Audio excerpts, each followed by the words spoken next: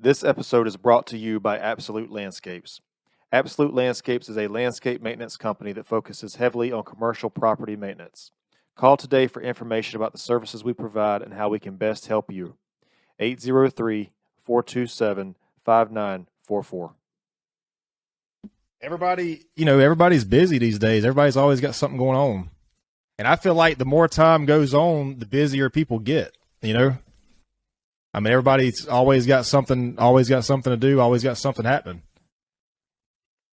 But I discussed busy with a awesome friend / client. In this world, in the hotel business, you've got to be careful when you say client, because you're like, what? That's kind of fun. right. But he's a mortgage person and needed our space. Mm-hmm. And so he was like, is it busy, or is it are we prioritizing our time, and what are your habits? Like, I don't know about you, but I have heard the word habit since Monday 5 times. So I think that's a clue that I need to work on my habits. Maybe. I don't know. I think we all need to work on our habits. There's a book. I'm sorry, go ahead. No, you go ahead. I was just going to say, there's a book, The Power of Habit, by a guy. I can't remember who wrote it, but I read it, and it's a really valuable read, because he explains, like, you don't realize how even small habits like build up. You know what I mean? It's the smallest habits that really have the biggest impact almost. Mm-hmm. But so what'd you take away from it? What'd you decide? You said that you heard it 5 times since Monday. I have. So I'll tell you what I did different yesterday and today. I got up an hour earlier than what I'm used to getting up to. And I made my coffee both nights the night before. So I know that's cheesy, but if you make the coffee the night before and the timer sets, so when you get up, you have your coffee. So I don't have the opportunity to go lay back down for 20 minutes while my coffee is brewing. Yeah. So just getting back up and staying up. Yeah. I got you. Silly stuff. You said it, small counts, right?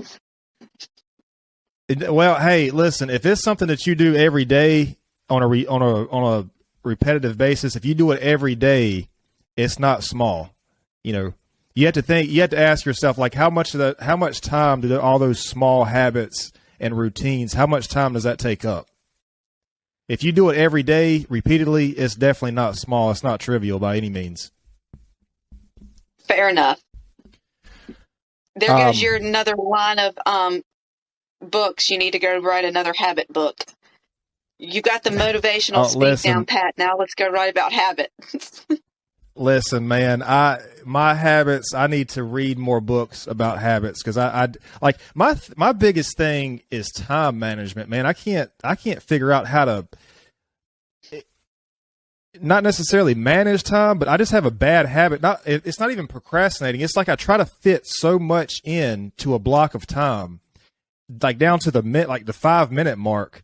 And sometimes I just like overshoot it or undershoot it. And, I run late often, and I'm trying to do all this.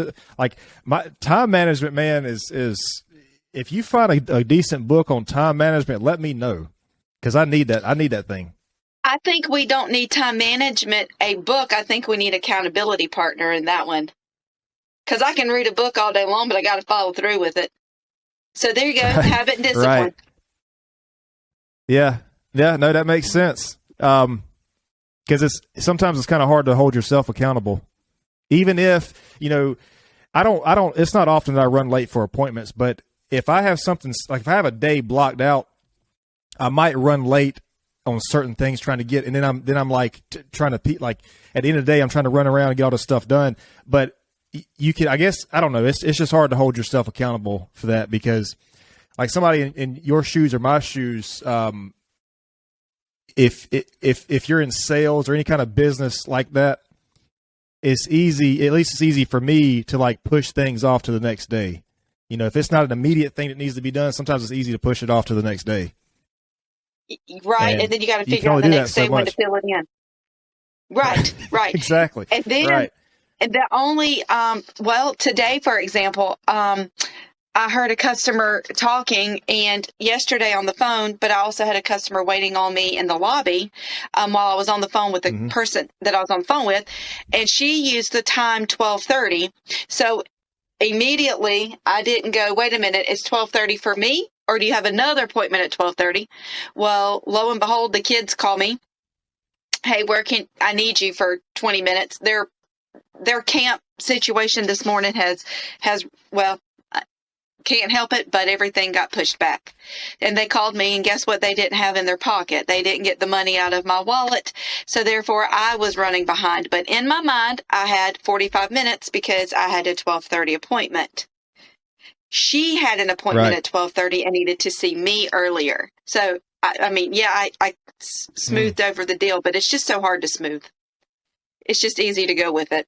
Yeah. Instead of smoothing everything over. And that's what I had to do today. So I need time management too, because people pick on me. They give me a clock and the numbers, you know the clock that I'm talking about with the numbers all at the bottom? Have you seen that clock?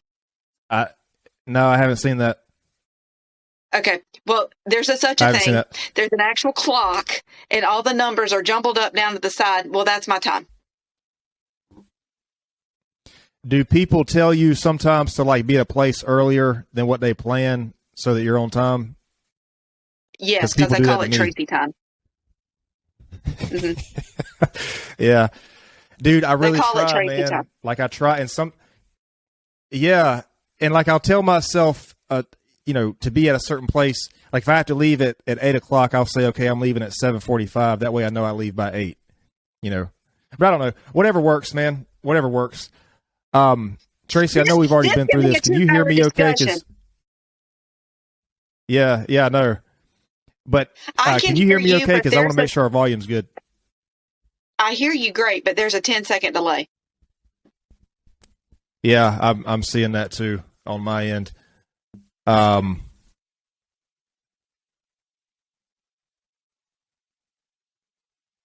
Okay, I can't change that. I was going to change something while we were doing this. I can't. I think it's because the quality of the video that we're uploading.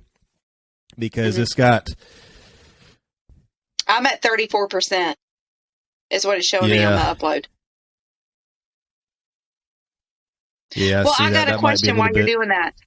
How did the accounts turn out? Because I know the last time we were supposed to chit chat, you were going to go run and talk quotes. Did everything go for the for the positive for that? Did you get them?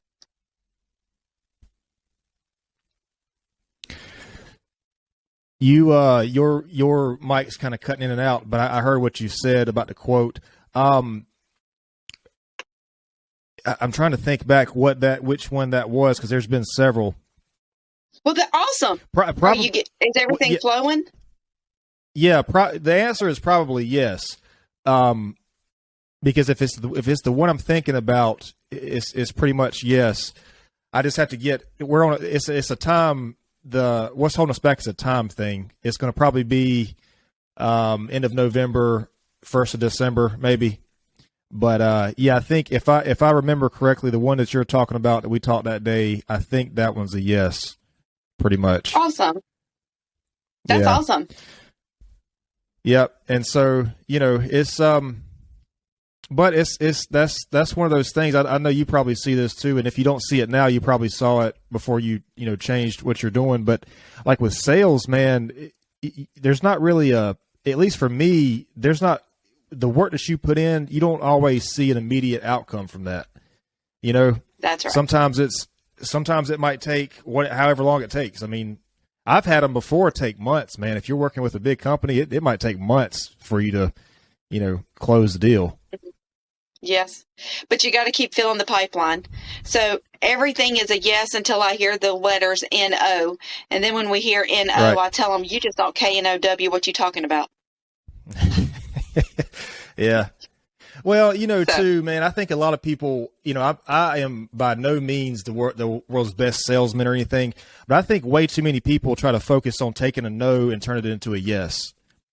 If somebody's not interested in buying, if they don't need your service or your product, they just don't need it. You can't you just can't, like, you wait. I think you kind of waste time if you take all these no's and try to turn it into a yes. That's just the way I look at it. I mean, how do you sell something to somebody who's not even in the market to buy? You know? Well, then they wouldn't be on our list. That would be a low prospect. We just call them back and keep sending them flyers. But if you're, when you're getting a leave me alone attitude versus let me think about it attitude, you don't have to be in sales to figure that out. Right. Yeah. So that's a good thing. Yeah. I had a interesting situation, a while back. This is the first time I've ever experienced this in like a sales position. The person, so we got some information together, we got a quote together and everything, and the person was on board, but it was like at the last minute they changed their mind and they didn't know what they wanted to do, and it was like this. What do you call it? There's a word for it. It's not buyer's remorse, but there's a word for this where they change their mind at the last minute and they have a difficult time, figuring out what they want.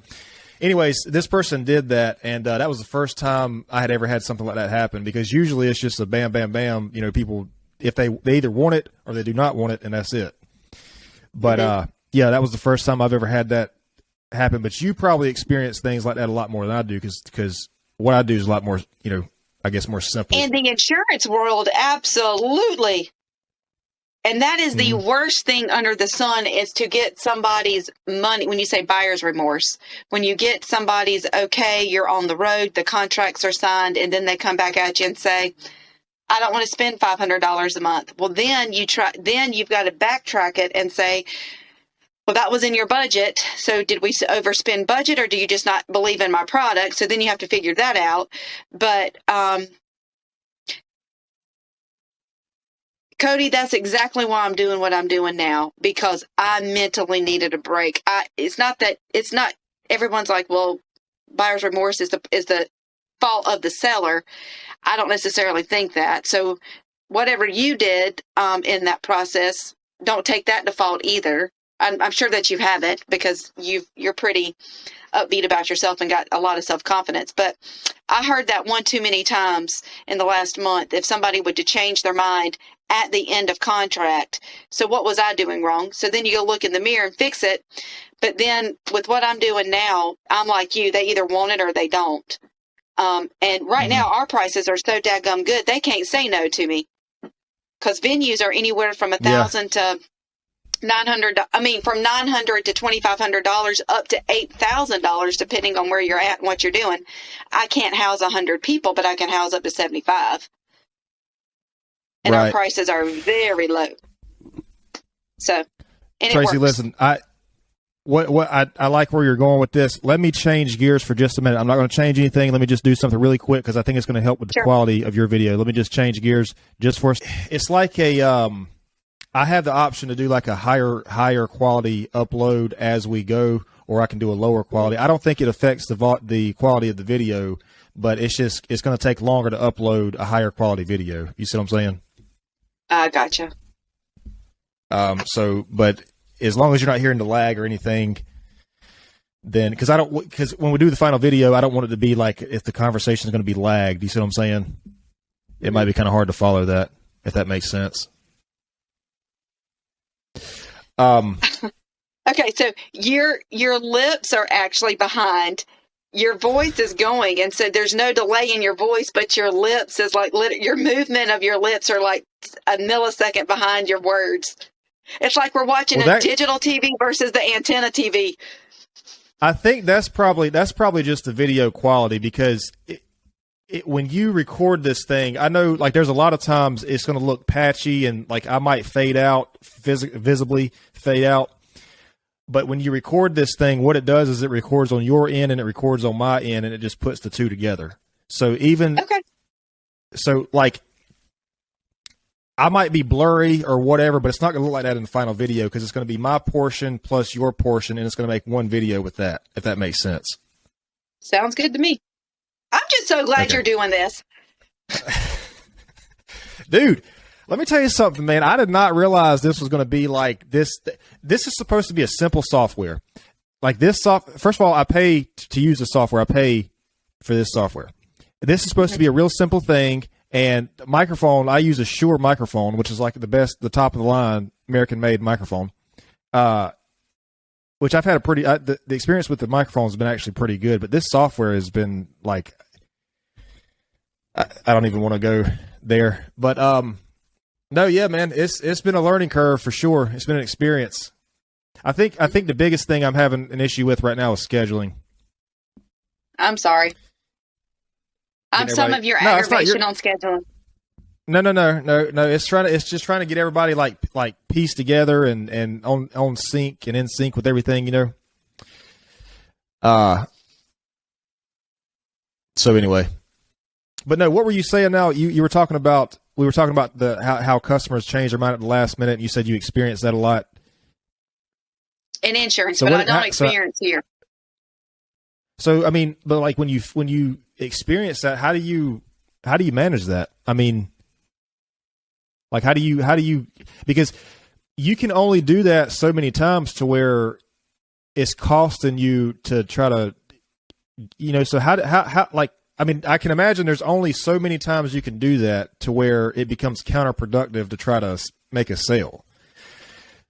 And see, that's where me, man, like I would get frustrated with that.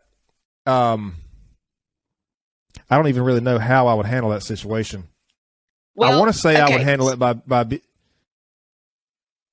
No, go ahead. I might say something I shouldn't say. Okay, this is how you would handle it. It's almost simple. I wish I could demonstrate this because I talk with my hands. In sales, you've got to have your maybes, your I don't knows, your yeses, your I don't knows, and your heck knows, because all of that's flowing through a pipeline. And you've constantly have to be on your toes, and you've constantly got to be in front of people 24/7 to get new leads.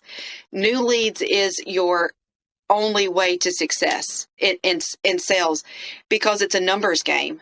I remember 10, 7, 3, 1.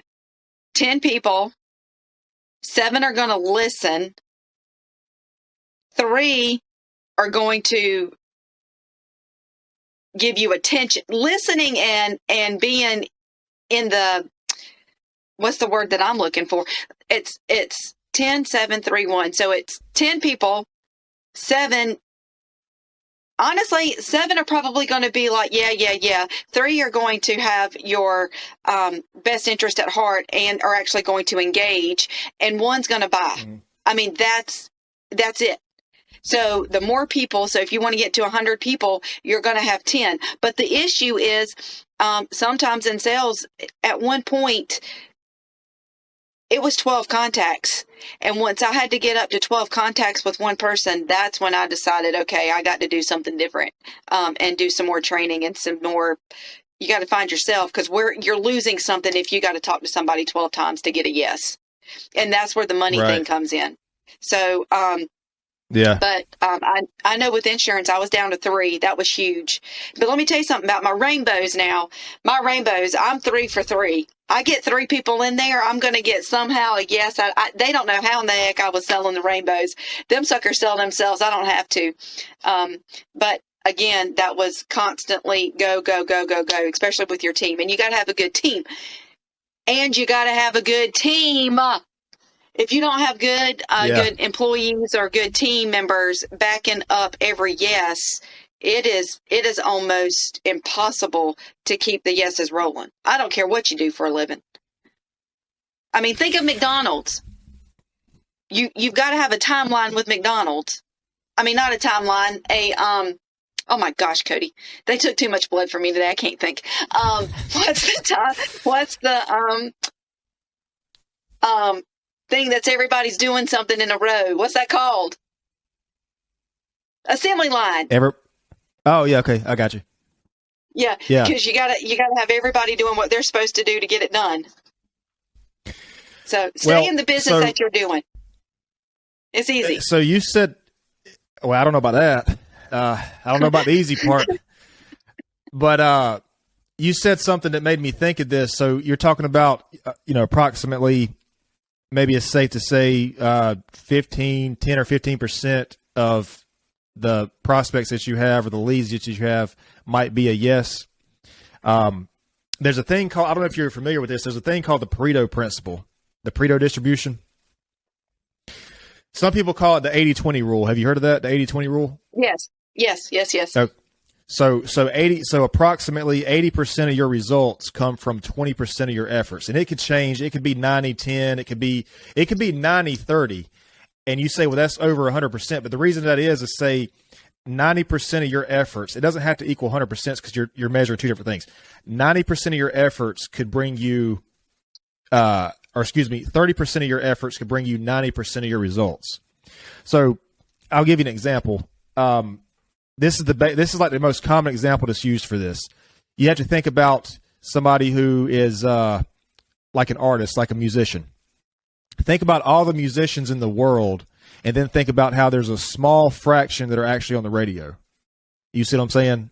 So let's just say that 5% of musicians put out or definitely make 99% of the money that's made in the music industry. That's called a Pareto distribution. And it's almost like a natural law, man, because every productive thing in business or in sports or in music, whatever it is, it's like it all follows the Pareto principle. And anyways, you made me think about that when you said that, because I don't think a lot of people understand that. A lot of people don't know that approximately 20% of what you do brings you 80% of your results. And so what do you do with the 80%? Well, a lot of people would delegate it. A lot of people would delegate that 80% to an employee or whoever if it's bringing in 20% of it. Because I know with my business, man, I've sat down and I've thought about this. I know where and what my 20% is that gives us most of those results. Like I know the areas that brings most of the result, and this isn't necessarily even money. This is results. Like the most of it. Anyways, it's just important for people to understand that. That was something I learned from Jordan Peterson, and when he explained that to me, I was like, and there's a book on it too, the 80-20 rule. It's a pretty good book. But anyways, you made me think of that when you mentioned that. You said something awesome too. Location. Just because you're in one spot doesn't mean, like, I just don't sell to the people, I sell hopefully like 5 miles out. But if you think about it, I actually go further than that for purpose. But location is everything. And then just being persistent and consistent in sales is huge too. You just can never give up. If you're going to be a salesman, we are going to learn with whatever we do, because even with the lawn care business, you, Cody, are your boss. You are the owner. You are the boss, but you're also your boss. The business owns you. I don't care what anybody says. When you own your own personal business, the business owns you. And wherever you are, location's everything, because you're not going to, you might be able to bush hog, but you're not going to have 10,000 customers in Cassett because there's not 10,000 customers in Cassett. And if there is, they're going to cut their own grass after it grows this high, because it's just fields and stuff. But if you're out there at TKK or Rock Hill or Fort Mill or Carowinds, that area, and people live in itty bitty houses with itty bitty yards, you got a lot of yards for your money. Like you said, well, I like that effort thing, but location is huge with sales too. Well, that's what I'm that's good. That's what I'm saying. That location is part of that 20%. The location is, because if you don't have, what you're saying is if you don't have the location figured out, that's one of the most critical steps of sales. So that's part of that 20%. That's what I'm saying. That's part of your 20%. And realistically, with me, I don't even own a tractor. My company doesn't even have a tractor. We don't use tractor. We don't do that kind of stuff. That's way out in the 80% of effort that may not even bring 20%, because we just don't, like you said, we don't advertise for that. But yeah, man, that I agree with that location thing. I think I think though in my business it might be easier for me to branch out than it would be for like. Well, I guess I don't know with the hotel thing. I don't know if you what am I trying to say here? If you work with different hotels,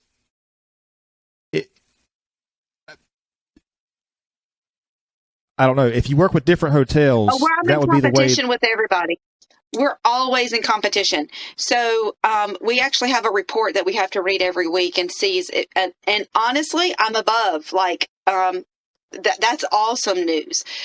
From local, the difference between a franchised corporation, like we're franchised, Palmetto Investments, Trinity Properties, is totally a franchise from the Hampton properties, the Hilton properties.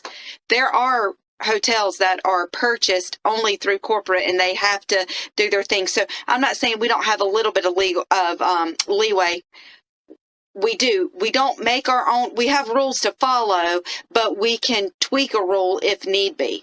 So that being said, what I mean is room pricing, availability, blackouts. Like, for instance, schools can pick up the phone and call me and say, I need 20 rooms. What's your best rate? Well, I can give them a better rate than somebody who is corporately solid, just straight corporate, because we get that choice. As a franchisee owner, the person who owns the hotel gets that choice. They can tell me yay or nay on that. Other places can't. So that's a plus for what I do, and that's why I go out literally from Charleston to Tennessee to anywhere. Anywhere there's a school district, I've killed it. So my location on that is not necessarily where, but the actual designated area, school districts all over the world. If they can hop on an airplane, they can get here. Military, that's a big deal. I house a lot of military in on this property and the next door property, but it's not necessarily location because they're everywhere. But the actual entity that we can do. Anybody that can get in a car and travel, I can beat here if I've got the room for you than anywhere else, and that has been proven with my report. So it's crazy how even a hotel needs a salesperson. Google can't do it all. And you don't want to pay Google. Do people know? If anybody hears this part, don't black this out. Do not use a third party when you book hotel rooms. It is crazy the price that you pay Google or Expedia or Booking or whatever. There's like a list now. You can pay them a number, but the hotel doesn't get that number. The hotel gets a percentage of that number. So I'm just going to throw a crazy number out there. $400 a night. I'm not $400 a night, people, but $400 a night. And that was the cheapest that you could find on Google.com or Booking or Expedia is $400 a night. The property is not even going to get close to that amount. That's why when you go to a property and you say, I need a receipt, and you've booked third party, we can't give it to you because you didn't pay $400 for that room. You paid That's $400, insane. But yeah. I literally, like every time I book a hotel, it's literally through one of those, like it's through Booking or whoever. Like it's one of those. It's never with the hotel directly. I've spent a lot of money. Yeah, I mean, I figured there was a fee in there, man, but I feel like, I don't know. It's more than a fee. But I didn't think you could book. Like, there's some hotels you can't book with directly, right? I mean, you can't like call the front desk at the hotel and be like, "Hey, I didn't think it worked that way." I don't know. I don't think I've ever called a hotel, to be honest. Okay. So, Hilton Properties. Do you have an app on your phone? Not for. I have an Airbnb Hilton app, but okay. I represent Hilton Properties and I represent HIG, Holiday Inn Express. Okay. So put those apps on your phone, and our next conversation will have a way of telling everybody how to book their properties because it works. Okay. So you've obviously been able to adapt from like one thing to the other, from like from a different, from insurance to now.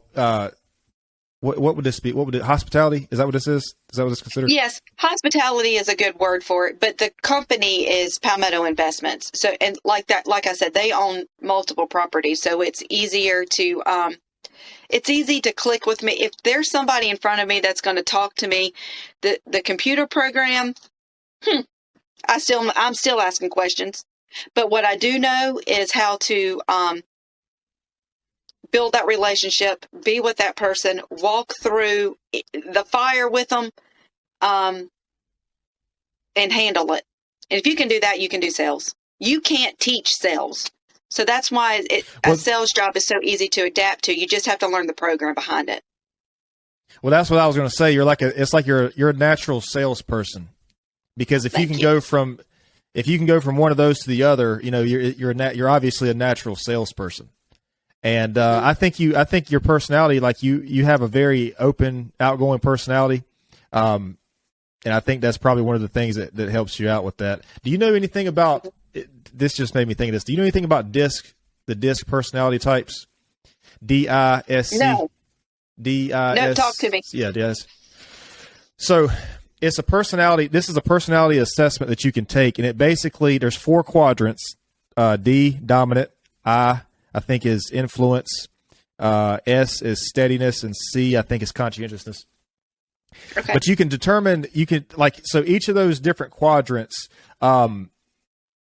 it's personality traits basically. And I was asking you, maybe we can write this down next time we talk. You can do some research on this and see, because I'm curious to see where you think you fall on that spectrum. I think I have an idea of where you would say that you fall, but I'm just curious to see. But anyways, knowing that helps you, or at least it helped me be able to interact with people differently. So for example, on that spectrum, the D is for like a dominant, assertive type person. Donald Trump is the textbook example of that. I think the I is like, I think they use, I forgot how they use for the I, but the C is like Bill Gates, like a, reserved, conscientious type person. The S, I think, is Bill Clinton is either the S or the I can't remember. Anyways, the D is like the assertive type person, the direct, straight to the point type person. And when you know how, yes. What's that? The boss. I'm going to put D for dominant, boss. Yeah. Yeah. So, but when you know how you interact and you know your personality, you know how you interact with other people and how that comes across to other people. So, for example, if you're a person who's very direct and assertive and you're talking to a person who's more reserved, it's going to be easy for that person to take you as mean, aggressive. Yeah. Aggressive, maybe instead of assertive, maybe even arrogant, And so anyways, that's a really good thing to know, the DISC personality, because when I learned that several years ago, I felt like the way I interacted with people in my relationships got better, because I employed, okay. I had a lot of people at the time who if I didn't know how to interact with them, my personality could have been very easily taken as something that I didn't intend for it to be, which I don't know what it is, man. I think my personality has that charm anyways to be taken in a way that I don't mean it. I don't know. I get told a lot of times, I think people think that I'm irritated or angry sometimes when I'm literally just like so passionate about what I'm doing that it's just like, a lot of people say my voice, it sounds like I'm angry sometimes when I'm not, and I'm literally just trying to talk. I don't know. It might be just the tone of my voice. I don't know. But yeah, I'm hardly ever angry, man. I just don't have time for that. Right. I don't have time to be angry. Right. There's okay, I like this, the DISC, but you used a big word, Donald. So remember, we chit-chatted last time, and I said in October of 2015, I was able to sit in front of them, and Robert Kiyakis was one of them too. one of our speakers in Baltimore. Yeah, who are we talking about now? Donald Trump and Robert Kiyokis. Oh, yeah.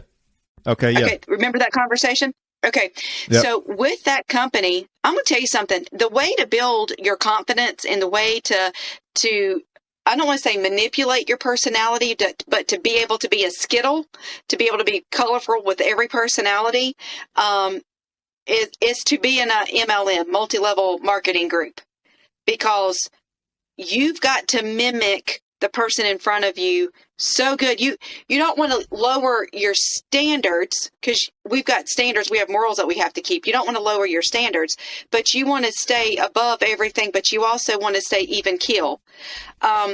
And I'm dealing with that now. My personality is always going to be happy. You'll never, without asking me, you're not going to know the death of my family. You're not going to know stuff unless you ask me, or I'm in a position to talk about it. But he used colors. See, this is the word. Disc. He used colors, and I came out red. Oh, you came out red. I came out red, and okay. I almost melted when I heard that, because red is, I'm actually wearing red of all things today. Red is aggressive, flashy. Red's flashy. Red is look at me. And so, but that was in 2015.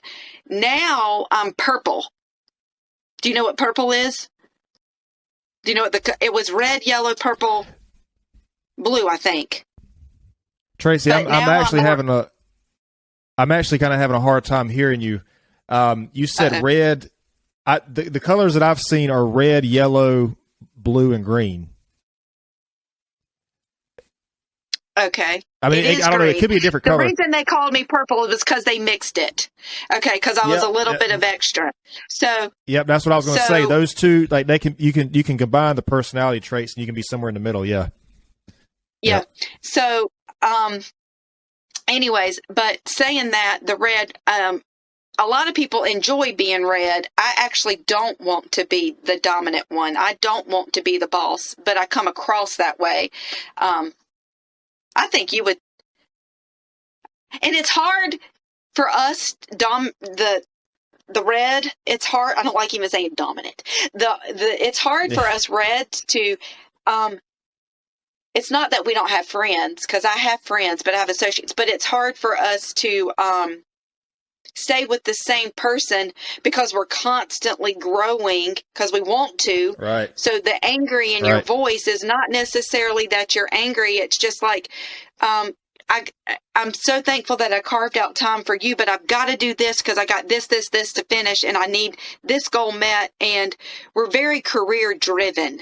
Dominant people are red. It's very career driven. And so I'm not putting career over family. But without my career, my family wouldn't have what they had. And that's where it came into the flashy part. They were like, so I'm materialistic. No, I'm not. I drive a Camry, you know? So, but I like things. Yeah. Something else about those reds too. I don't know if you learned this when you were there, but is punctuality. And what I mean is, like, a person who is in that personality type, I mean, they're going to be like, if you meet with them at 3:00, it's going to be 3:00 on the dot. It's not going to be 2:50 or 2:45. Like, it's 3:00 on the dot. Get in, get out, get what you got to get done, and then they're on to the next thing. Yeah, but I did not become red in that prospect. Yeah, I missed it on that one, man. I didn't get that. I didn't get blessed with that one. But I don't know. I mean, I have some. I think it's what you're talking to, that scale is probably the yellow or the disc personality. It's the I. I have some traits in that too, because I just feel like I'm I love to talk to people. I'm an outgoing person. Obviously, I love to talk. And I feel like I'm an outgoing person. So there's a mixture, but it was beneficial to me to see how, to first of all, even be aware of that I have those personality traits. Because if you don't know that, man, you could just be doing something or talking to somebody, and if they're not on the same page, or if they're taking what you're saying the wrong way, you're going to be like, well, something's wrong with this person, when that's not even what it is. It's just a personality thing. You know, your personalities are just that are different in that way. Mm-hmm. But you mentioned something too about this is what I like about this podcast. We don't have any script, but you don't know how bad I needed that from yesterday to today. Everything you said, I needed to hear all of that, because it's almost battling the good and the bad right this minute, if you get my drift. And so what you just said to me, I need to go talk to myself and look in the mirror and say, well, maybe it's not. It's very aware myself, not the other. Don't take the actions away from the situation, but go reevaluate yourself. See, look at you, Cody. You're always counseling somebody. I'm just trying to. I'm just talking. I like to talk. I'm just talking. So you think it's more of an inward thing, looking towards yourself? What do you mean by that? You said looking. Well, you can't fix any situation but you. So I just need to go back and reevaluate. I'm a big journaler. Do you write stuff down? I don't write as much as I would like to. Real okay. Well, I started that in January. I started writing things. Now, I don't necessarily put a time down on the map or time, because I can write. Like right now, when we hang up, if something hits my head, I might write a paragraph, or I might type out something. Big at typing, just because it's easier to do that.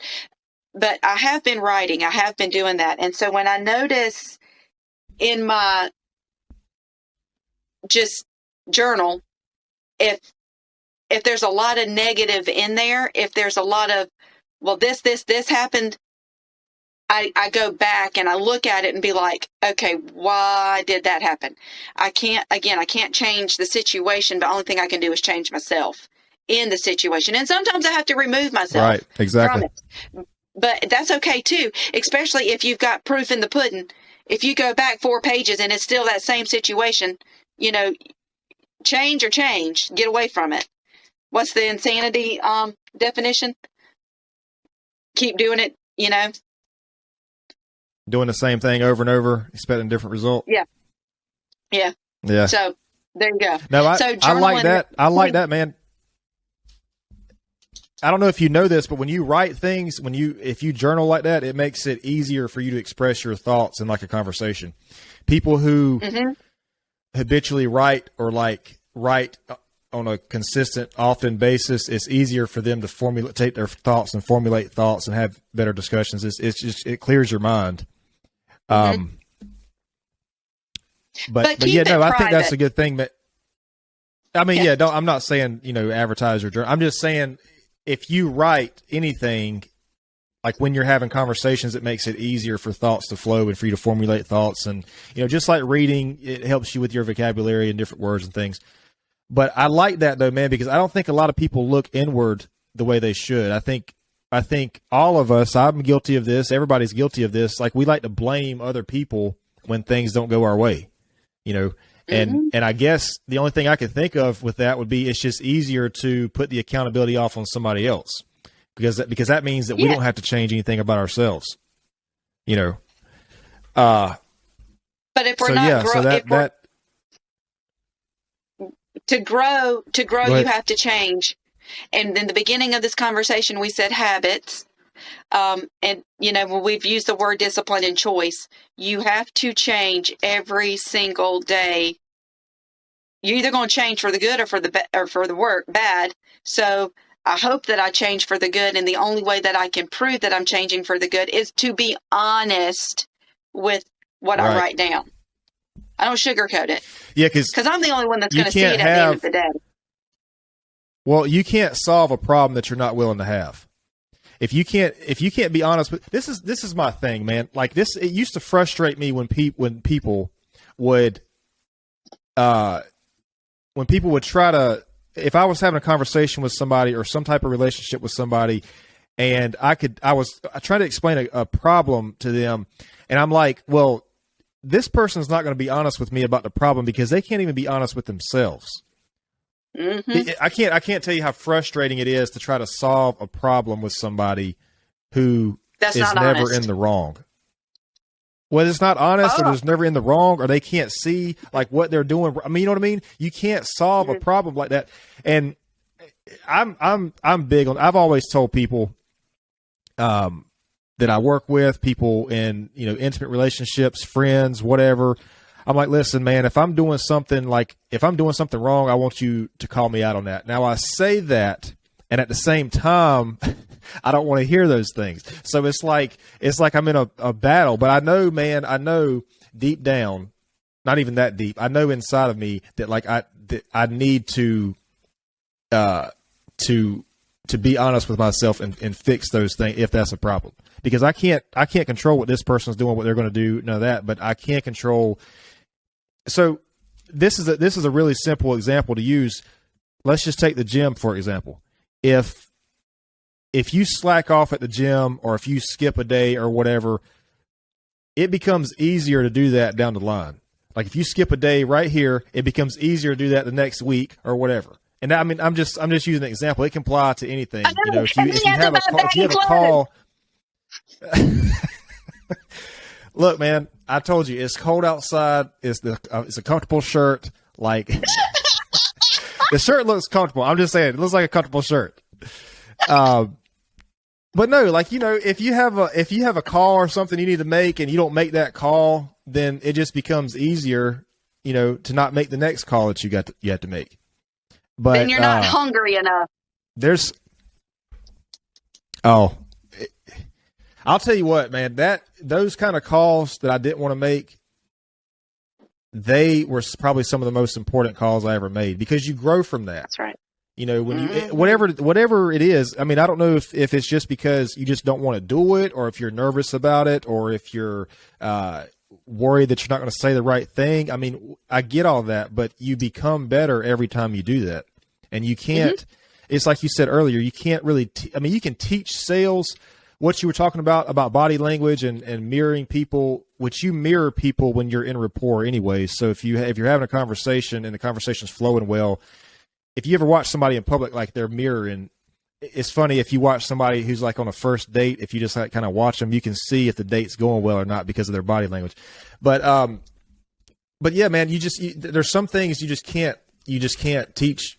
You just can't teach it, and you have to learn it by getting out and doing it. And I think the way you do that is reflecting on yourself, is reflecting what it is that you're doing or not doing or whatever, Mm-hmm. So there's a book that's said called, all that long story long. I was just saying, I said all that to say that I like the reflecting internally. I like that. Yeah. There's a book, again, through a multi-level marketing group. It's called, I think I've actually talked about it in another B&I before. What are you saying to yourself? And it's crazy how the motivation can go from what you're saying to yourself to also scripture, because our words frame our world. So when we're in front of somebody with a bad situation and we're having to digest it, I guess is the right word, before we react to the situation, and reflecting on ourselves, I always also have to tell myself, and I say it all the time, whatever I say is going to frame the world around me in those 20 seconds. So I've got to be careful of how we talk to the person in front of us too, the good, bad, and the ugly. Because just because we're chit-chatting with somebody, not every day is it a good day. I'm going to tell you it's a good day, but not every day is a good day. So again, what you saying to yourself, go talk to yourself. Go look in the mirror, go talk to yourself before you handle a situation. And smile your way through it. But I have been accused of smiling as sarcastic. But it happens. I'm a girl. Sometimes smiling is the best way, is the only answer. Well, I mean, you have to put yourself in that state, man. Tracey, it is 1:50. You said you need to be freed up by 2, right? Is that right? 2:00 today. I know we talked. Well, yes, I would have had to be free by 2, but we can go if we need to, because the kids left earlier than 2:00 today. Okay. Yeah, I wanted to make sure that you were able to do what you had to do, because I know it's like 10 minutes till 2. So. Yep, I'm good. Okay. But you need to go because you've got a lot going on. Yeah, I'm going to need to. I need to wrap up shortly. Okay. But I probably got a little bit of time. But I was gonna go somewhere earlier. I'm sorry. When we were talking. No, that's fine.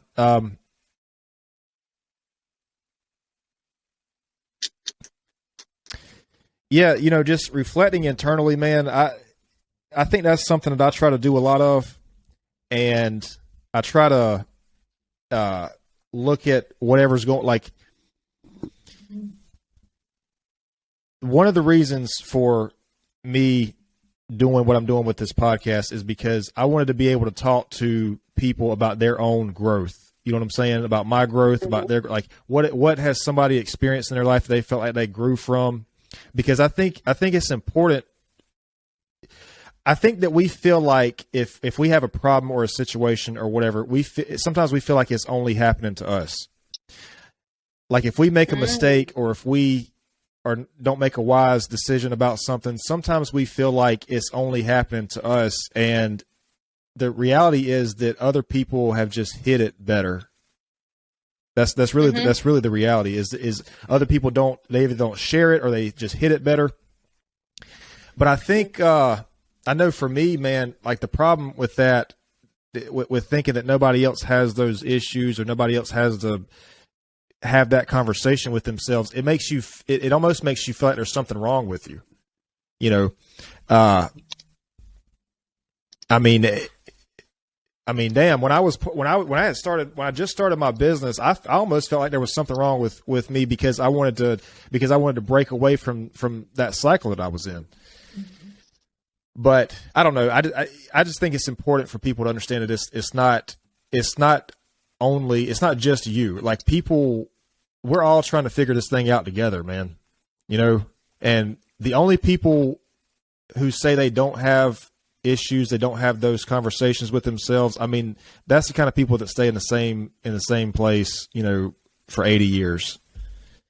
And I guess if that's what you want to do, that's fine. But and I'm not even talking about financial growth or any of that. I'm talking about, like, your own, like, who you are. If you're the same person at 20 that you are at 30, I feel like you wasted 10 years. And then at 40, you see what I'm saying?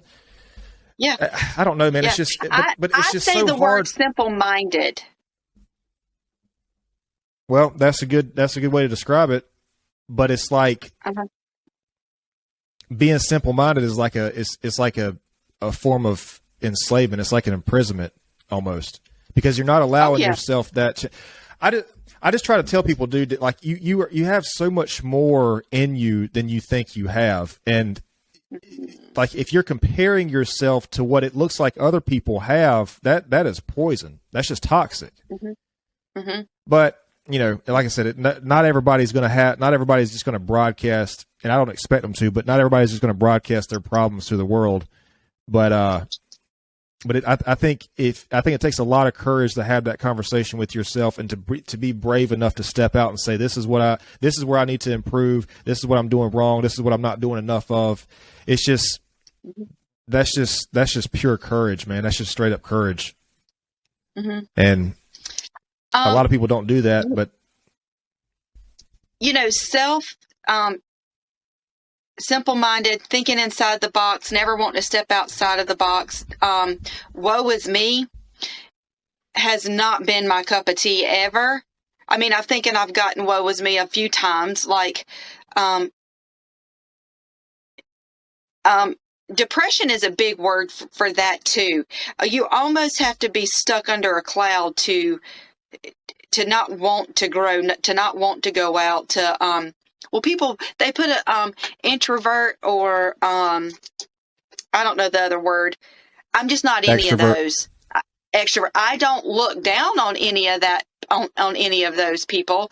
I just can't be around that type of, I don't want it because I just want to go. I don't want to be stuck. Being stuck at home, and I'm not saying travel the world, go. Yes, I personally want to, but you can do way more of going out than just being stuck. Even with well, okay, right now my growth is I'm really maturing my walk with my faith. I really am doing that because I've got some things that's out of my control. And so I feel like my only way to fix it is through my maker, my God. So I am truly digging. And I can tell that I'm digging because I am getting darts thrown at me on all different directions from, that's how you know. From work. Yep. From home, from work, from family, like distance family, this family and that. And so I know that the darts are being thrown because I know that I am maturing in a spot. And, you know, like I said, our words frame our worlds, but our universe, we control that. We control everything with our brain and our actions. And we don't have to say, woe is me. But our body language can say it. And we don't have to tell the world about our past, but our body language can show how we overcome it. And with someone that knows how we're overcoming, or with someone with our energy level, is going to see that as growth and as inspiration.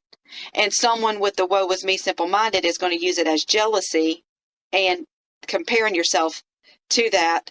So the only way to get away from that is just have your actions. Your actions speak louder than your words. You've just got to keep rolling. There are days that you're going to be down in the dumps, but what I say is you waller in the manure for a little bit, because if you stay there, you're going to, the mushrooms are going to start growing. So you either get up, smell like shit, go take a shower and keep rolling, or you roll in it and the mushrooms just start growing. And then you start attracting those people. And once you start attracting those people, it's hard to get away from it.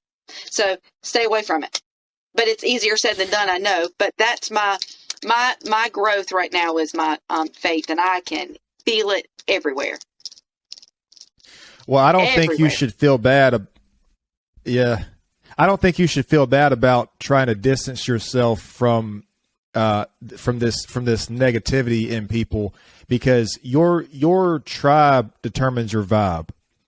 And when you are around people who just they're complainers, or they have an excuse for everything, I mean, that shit is toxic, man. It's toxic, and you can't be around it. It will drain you.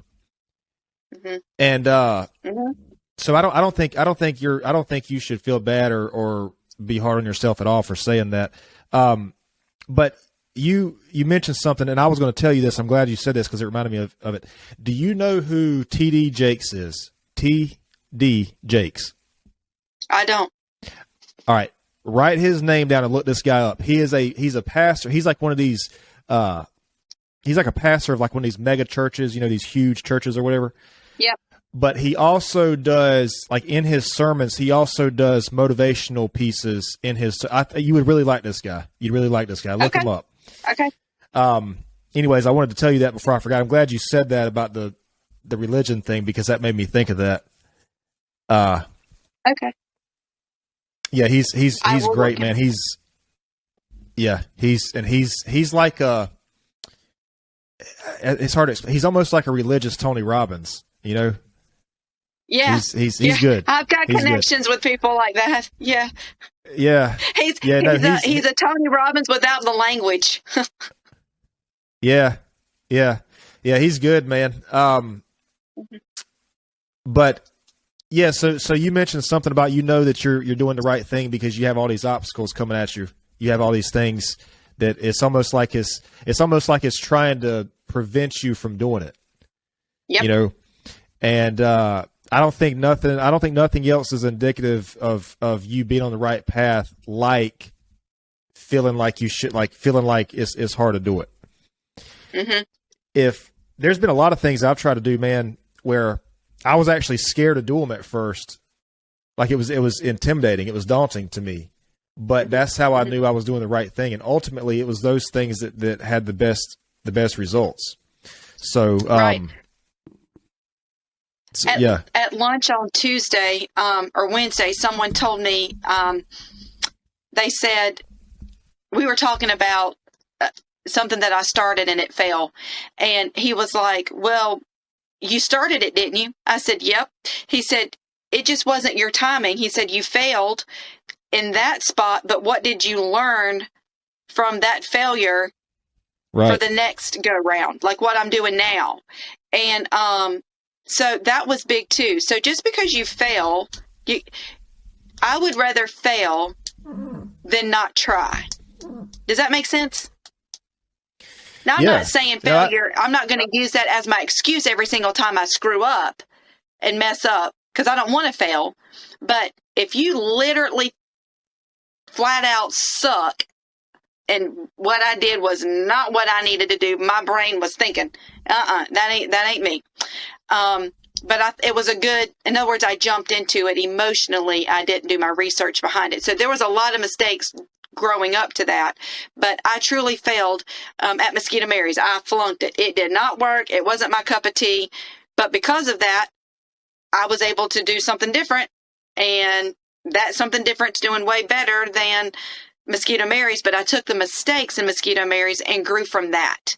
So, and one of those is I will not ever be a business partner.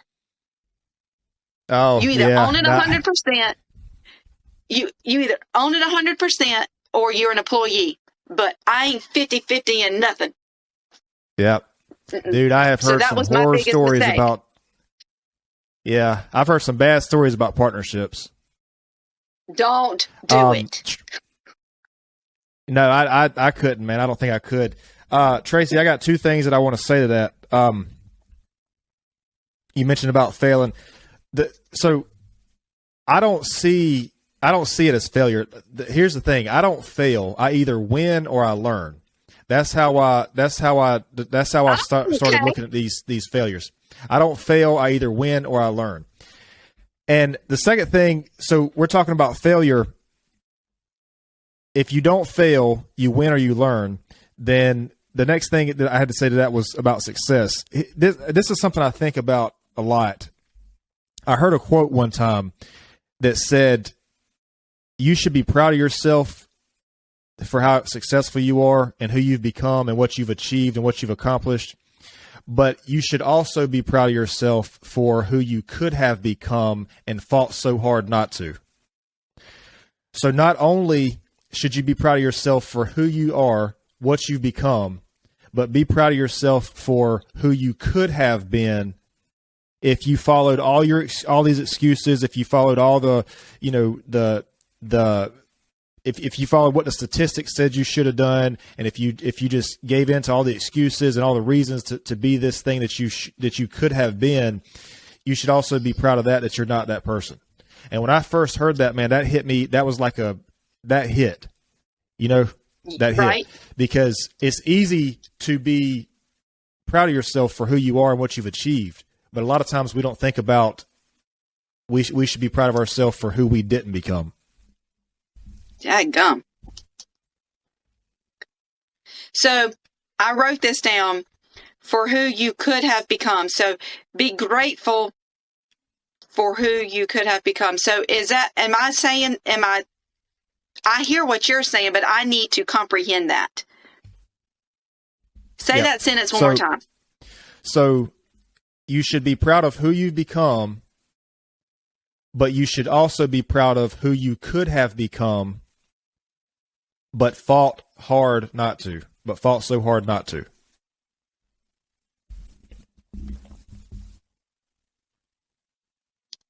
So in other words, if you could think, just think, and I'm not asking you to say this, say this out loud, but just think about something in your life or a series of things in your life that could have led you to a different direction. You say, oh, well, Right. this Every happened, day. this happened to me, or these things happened to me, so I had every excuse to do this. Right. Nobody would have blamed me if I did these things because this happened to me. Mhm. And Well, that's just self-choice. Yeah. And when I heard that, I don't think we give ourselves enough credit for that. And I'm not saying that we should follow the pack or let excuses determine our life or let statistics determine our life, but we do deserve to be proud of ourselves for what we could have become and we didn't because it was our choice.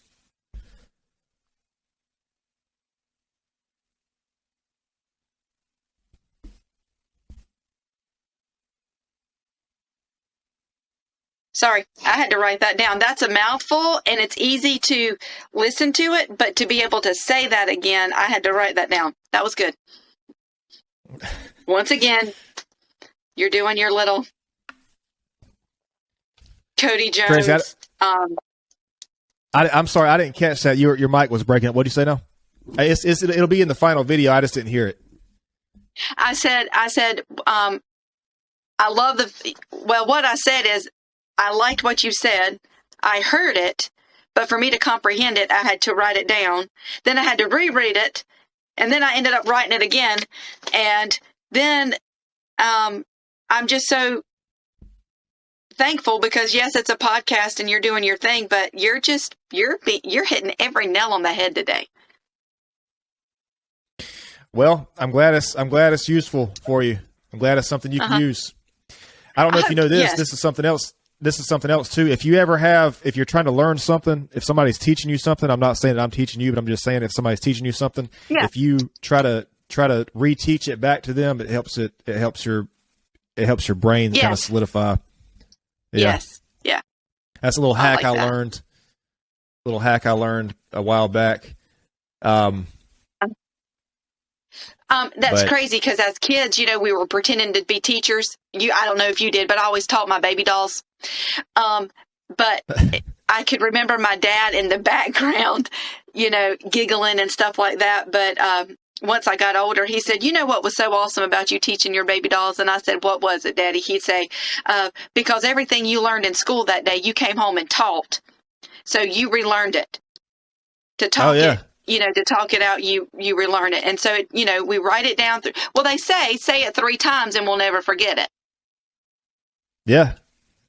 So there we go. Well, I mean, but you see kids do that all the time, man. Like they'll if they learn something, it just means everything to them to take that and to teach it to to an adult or how to use whatever, I mean, you see that all the time with kids. Which kids are they have the human mind at that age is just insane. Like how fast they can learn things and pick up on things. Like I wish I could learn that quickly as an adult, the way a kid can learn. And I know there's a lot going on there. I think if I'm not mistaken, I think a kid at 5 years old, I think their brain is almost the same size as a full grown. I think it's like 5/6 of an adult's brain, or it's something crazy. Like for 5 years old, you wouldn't think it would be that close. Correct. So those years are crucial because in those first 8 years of life determines the rest of your life. People are like, yeah, right. No, it's true. The first 8 years of your life determines the rest of your life. How you handle things, if things were sporadic in front of you, you have to retrain yourself. So it's crazy, but that is so true. We suck it all up. Yeah. You talk about how important those years are. I mean, that's why things like healing your inner child in therapy is such a common thing. Because those first 7, 8 years are so impressionable, and so yeah, no, I definitely agree with that. Tracey, before I forget, because I will have to wrap up here shortly. Before I forget, do you want to do a promotion for your business? Because the last time I did this, I almost forgot what the guys that I was talking to. I just don't want to forget.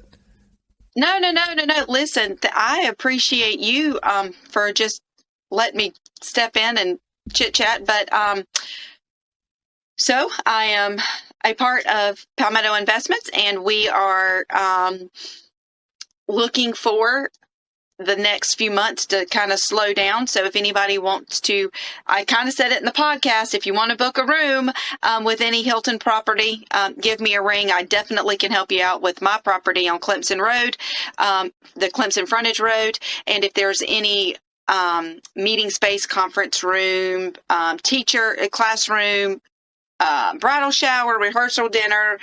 We've even had a repassing in our room. I can hold up to 75 people. And with renting my room, you get round tables and linen. And of course, you get me from the sun up to the sundown, or from the project begins to the project ends. So 803-729-3966 or Tracey at trinitysc.com.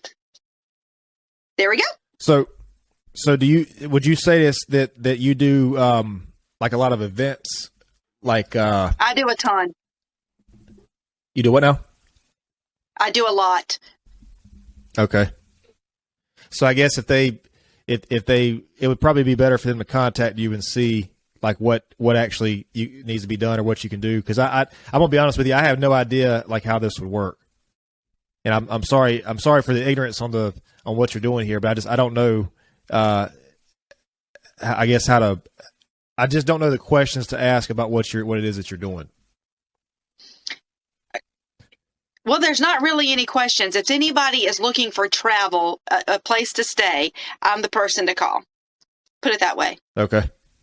I can help out with other properties, but if they're flying in or staying here or just need an event room, I definitely can help out here. I'm the go-to person, the salesperson for the properties on Clemson Frontage Road. There's 2. Okay. Mm-hmm. All right. So give me a ring. Well, was there anything else you wanted to go over that we didn't touch on? No, I'm good. Anything? Okay. I'm good.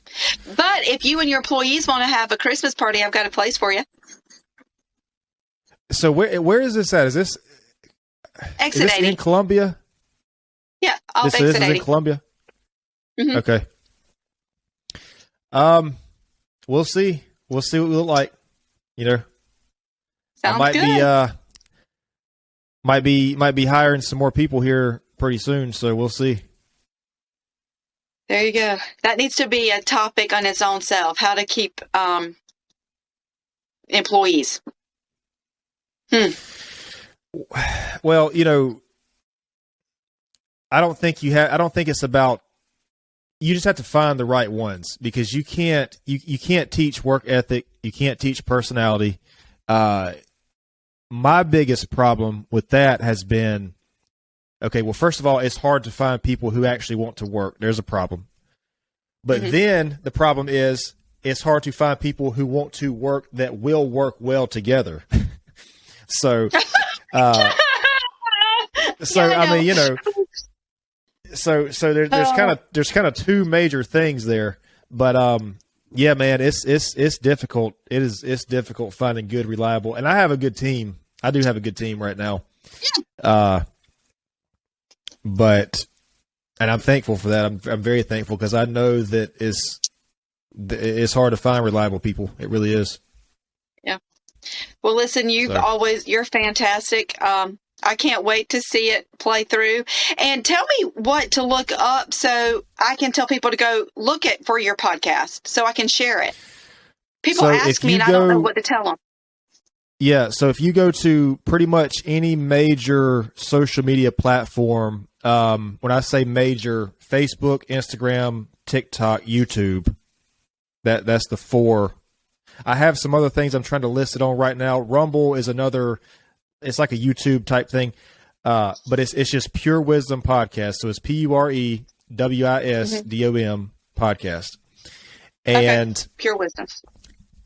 Anytime, like when I share this stuff on Facebook or whatever, I'm gonna have all the links to it. Now, if this is a person who listens to podcasts kind of periodically or frequently.